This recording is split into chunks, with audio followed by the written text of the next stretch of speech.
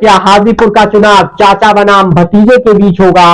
और दूसरा seat Vaishali Lok Sabha seat सबकी नजर लोक जनशक्ति पार्टी की उम्मीदवार हो सकती है विनीता विजय।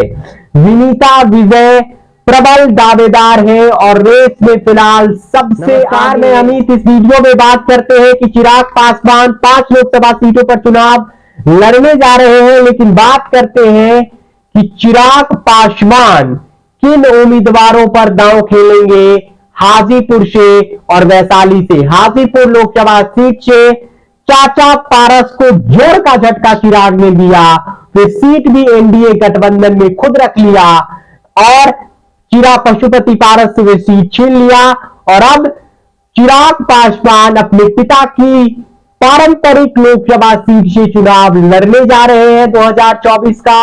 ऐसी संभावनाएं हैं कि पशुपति पारस अब आरजेडी के साथ चले जाएं और वहां से वह आरजेडी के सिंबल पर चुनाव लड़े। तो क्या हाजीपुर का चुनाव चाचा बनाम भतीजे के बीच होगा?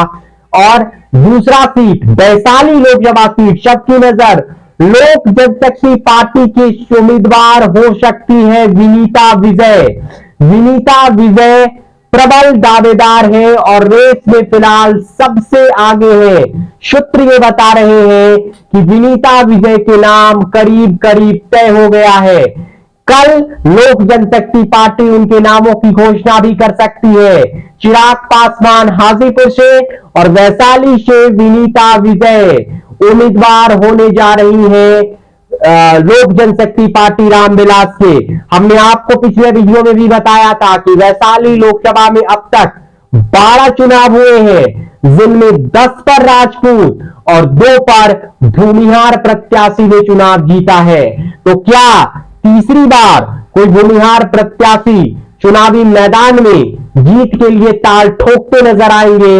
वैसे दिलचस्प हो जाएगा वैशाली का चुनाव कि अगर चिराग पासवान विनीता विजय को ही टिकट दे दे, जो भूमिहार जाति से आती है, एक मजबूत राजनीतिक परिवार से ताल्लुक रखती है, और अगर राजद की ओर से महागठबंधन खेलने से कोई राजपूत प्रत्याशी चुनाव लड़े तो फिर भूमिहार बनाम राजपूत के बीच एक सियासी जंग देखने को मिल सकता है।